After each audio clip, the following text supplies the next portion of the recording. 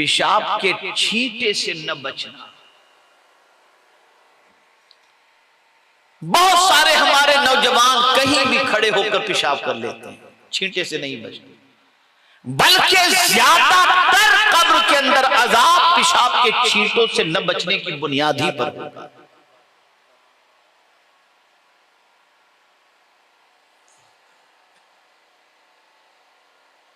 اے رسول اعظم صلی اللہ تعالی علیہ وسلم کے پیارے دیوانوں,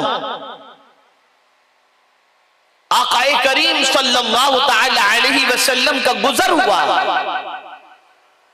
دو قبروں کے قریب سے, تو سرکار صلی اللہ علیہ وسلم جس کھچر پر سوار تھے وہ کھچر تھوڑا سا بدکنا شروع ہوا, تو آقا کریم صلی اللہ علیہ وسلم نے فرمایا ان دو قبروں پر عذاب ہو رہا ہے جس کی وجہ سے میرا کھچر بدکنا شروع کر دیا.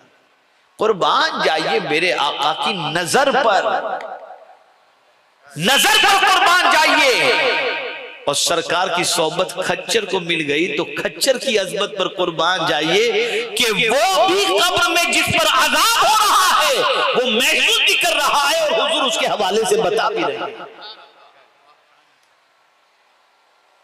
تو آپ جانتے ہیں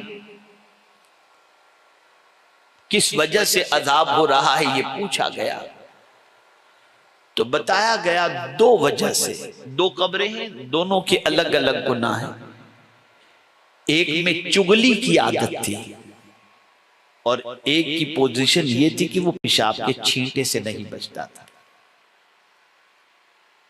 پھر حضور صلی اللہ علیہ وسلم نے کیا کیا, آقا کریم صلی اللہ علیہ وسلم نے فرمایا دو درخت کی ٹہنی لائی جائے, اور پھر اس کے بعد دونوں کو سرکار صلی اللہ علیہ وسلم نے دونوں کی قبروں پر رکھ دیا اور فرمایا جب تک کہ یہ تر رہیں گی قبر والوں پر سے عذاب کے اندر تخفیف ہو جائے.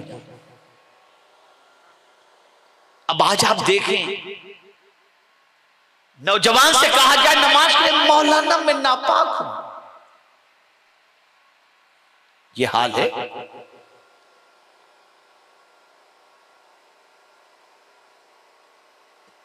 اور ناپاکی کا حال یہ ہوتا ہے کہ پوری رات ناپاکی میں گزر جاتی ہے, فجر کی نماز چلی جاتی ہے, کوئی فکر نہیں, کوئی فکر نہیں. اللہ ناپاک رہنے والے سے نہیں پاک رہنے والے سے محبت فرماتا ہے. ان اللہ یحب التوابین ویحب المتطہرین, کہ بے شک اللہ توبہ کرنے والے اور پاک رہنے والے سے محبت فرماتا ہے. تو یہ بھی ایک گناہ ایسا ہے کہ جس کی وجہ سے اللہ عز و جل قبر کے اندر عذاب عطا فرمائے.